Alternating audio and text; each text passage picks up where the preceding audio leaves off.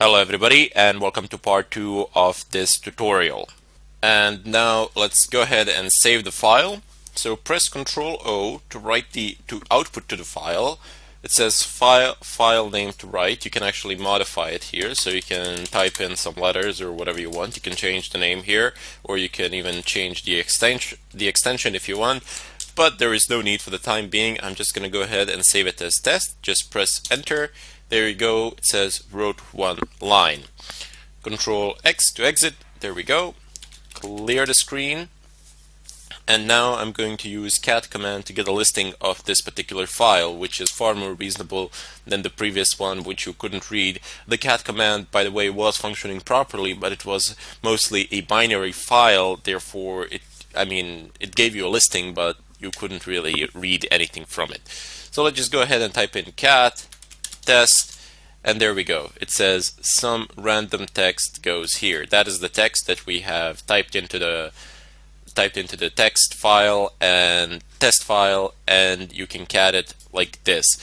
These things are very good, especially with files that you want to make sure you do not want to change them in any way, and you don't want to make any accidental changes or anything of a kind, and you want to quickly see what is located within that file. There is another way of doing this. Basically, it's ls, and let's go ahead and navigate over to etc apt ls, and here we have plenty of files to work with. So let's just take sources.list as an example here. So if I do cat sources.list, I'm going to get everything that is within that file as before, and it's going to be listed in my terminal here, there to stay. It's not going to go away anywhere. But there is another command which I can use. Let me just go ahead and clear the screen. It is called less, and if I type in less sources.list, I'm going to be prompted with a new tab where I can actually view things here. Not a new terminal tab, but a new workspace within the terminal itself. And when I press Q, it's going to exit and nothing will be displayed here. So very nice in terms of being neat and organized and so on and so forth. So less and cat, very nice things, but you can use, for example, cat sources.list, and then the command that I have previously mentioned is grep. Grep means basically you pull something, you grep something from something else. Now here's what I mean by it. You type in cat sources.list and you type in a pipe. This symbol here, it's called a pipe, which basically states whatever the output of this is, pipe it to whatever command comes here. So I'm just going to type in grep, and let's say I want to type in src. Press enter. Excellent. So it will only print lines that have src in them. Linux is case sensitive, so when you are grepping, it's going to check the case of the letters, whether it's lowercase or not. But you can give it an ignore case. You can type in like this. -I means ignore case. Oops, I bad. -I to ignore the case. You're going to get the same output because there are no different things within this file, but you get the general idea. So this is how you would use cat with grep in order to pull things out of a file. Very important. This is a huge part of the Linux terminal. Filtering through text files, primarily because we're going to be doing large network scans, and we will want to create files from which we will be able to pull useful information, which we will later in turn pass to other tools to do something with. Anyway, let me just go ahead and clear the screen for the time being. You also have echo, so echo, and I give it the quotation marks open. Let's say I am alive, close quotation marks, and it will echo these words. It literally is an echo. You type something into it and it echoes them here. So let's just go back to the home directory now, get a listing, and use exactly the same command, echo live. By the way, you can scroll through the previous commands by using arrow key. So using the up arrow key and down arrow key, you can scroll back through your previous commands and you don't need to retype them. So I am alive, and I'm going to insert this So I'm going to use a greater than sign and type in test. So this will echo I am alive into test. And if I do less, I'm going to use cat test. You see, it has replaced the contents of the test, which was some random text goes here, into I am alive.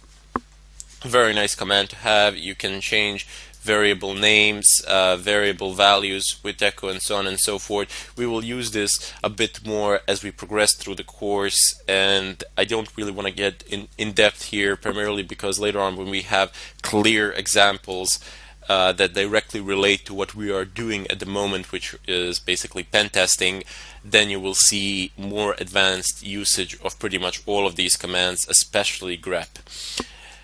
We have touch. Touch is a quick way to create files. So for example, I can do touch and I can say file1, file2, file3. Press enter, ls, and you see it has immediately created 3 files. So touch is a very quick method. Oops, a bit over my head there. Anyway, touch is a very quick way of creating any amount of files that you wish, and you can specify folder paths. You can create this file in home, this one in var, this one in var log, and so on and so forth. Anyway, down below you have mkdir. So if I go ahead and type in mkdir, it's make directory. So you are making some sort of a directory. Let's say the name of this directory will be place to be. And if I get ls, there we go. It states that this file is actually a directory, which is a place to be. I can even navigate to it and say place to be ls. There is nothing in it, but get the idea. You can make directories in such a fashion. Now chown, if I type chown, it allows you to change the ownership of a particular file. Now, since we only have a single user here, which is root, there isn't really any point in doing so unless we create some other new users. But we're not going to do that as we don't need them. But just to show you how this would work, for example, if the owner of a file was not root, and if you wanted to change it to root, you would do the following. So chown, and then you would type the name, the username, colon, the user group. So the user group and the username are usually the same on your home PCs, unless you're on some bigger server or something like that. And then you would just specify the name of the file. I don't know, you can type in test. There we go. So it will change. It will effectively change the ownership of file test to the username root, who is from the user group root. And if I do ls, la, you can see here it states who the owners are and which groups actually own the files as well. So if I clear the screen, there is another more used command. It's called chmod, and this command allows you to change file permissions. So this is something that you will need to use on a daily basis and quite often, primarily because, well, you see, if I have an executable file in Linux, for example, let's just go ahead and edit. Well, actually, we don't need to edit it. We can type in echo, and not like that. Hello, close quotation marks, and I want to output this to test, and I want to move test to test.sh. sh is basically an executable, one of the scripts that's a bash script for Linux, that in such a way you can automate tasks. We will deal with it in greater depth as we proceed through the tutorial. You will need to be acquainted with bash scripting, definitely, but bash scripting is very similar to the terminal itself, so pretty much all the commands that you use in the terminal you can use in bash scripting as well, basically just combining a bunch of them in a file. And now I want this to be my executable, but you see, the way to start executables is /, as I have stated previously. That's a command to start any executable. And if I type in test and I press tab, it doesn't give me a list of possibilities. Why? Surely now test.sh is an executable, but no. You see, it doesn't have a permission to be an executable file. You see here the difference, that just take a look at this file and take a look at this file. This one is green, this one is not. And now look at their permissions. So you see it has a marcation that it is executable for all groups, users, etc., while this one up here, test.sh, does not have such permissions. You need to change that, and the way you change it is chmod, and you type in +x. So if you want the file to be writable, you type in +w. If you want it to be executable, +x. If you want to be able to read the file, +r. Very simple. There is also a way of doing this with numbers, so you can type in 755. You don't try remembering all those modes. Whatever you need, you basically go on the net and check. It can be quite complicated, but these three you need to know. It's +w, +r, and +x. And also 777, which is a global mode. This is the mode that is not recommended for actual usage, but you use chmod to actually test or troubleshoot things. For example, if you want to be absolutely sure that certain actions are not being prevented due to file permissions, you change the mode of those files to 777, which is the global mode that anybody can do anything with the file. And if you still have an error message, you know that it is absolutely not related to anything in regards to permissions. So those four things you do need to know. So let me just go ahead and type in +x, type in random, not random, it's not so random. Type in test.sh, press enter, and if I do ls la once again, you will see that test.sh is now executable. Let me just run it. And there you go. If I run this, it's going to echo hello onto my terminal screen. Now there's a bit more to go, not much more left. There is just one more command that I would really like to show to you, and that can be a very dangerous command indeed. It can mess you up in ways you can't even begin to imagine yet. That is the command rm. So rm is basically remove. And once you remove things with this command, it's next to impossible to recover pretty much anything. So if I type in rm test.sh, it's going to remove it and it's no longer going to be there.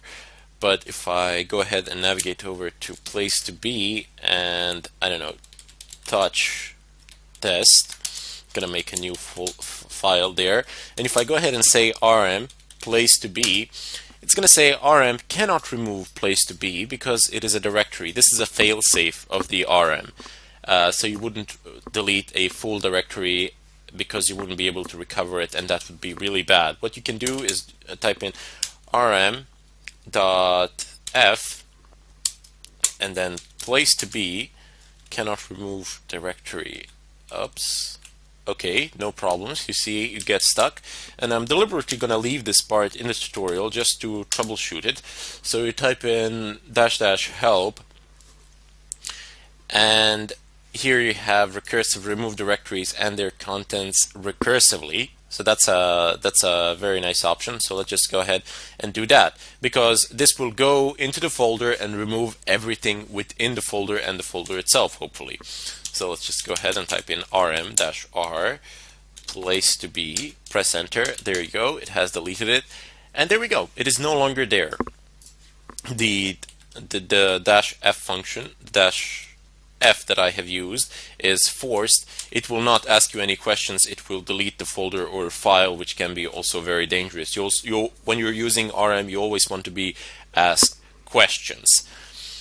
In any case, as I said, I've deliberately left this in order to show you that even if you get stuck, don't worry about it. I get stuck all the time, and if you don't know what to type in, what argument to pass, just type in --help and take a look at what you can actually type. Read a little bit, and then use the options. Try it out. Sometimes it's going to work, sometimes it won't. But more often than not, you will be able to figure it out from the help menu. If you can't figure it out from the help menu, just type in man rm, and you can read pretty much everything that there is to know about this command here. And if you really can't perform the task, but if you can't find anything useful here, then forums are your next best bet. but trust me, you will succeed in doing it. In any case, this was a brief introduction to some of the basic commands that we will use. Please make sure that you know what each one of these commands does, at least its basic functions. And then later on we will get in depth and do more advanced stuff and use more advanced commands by combining them and so on. In any case, I bid you all farewell, and I hope to see you in the next tutorial.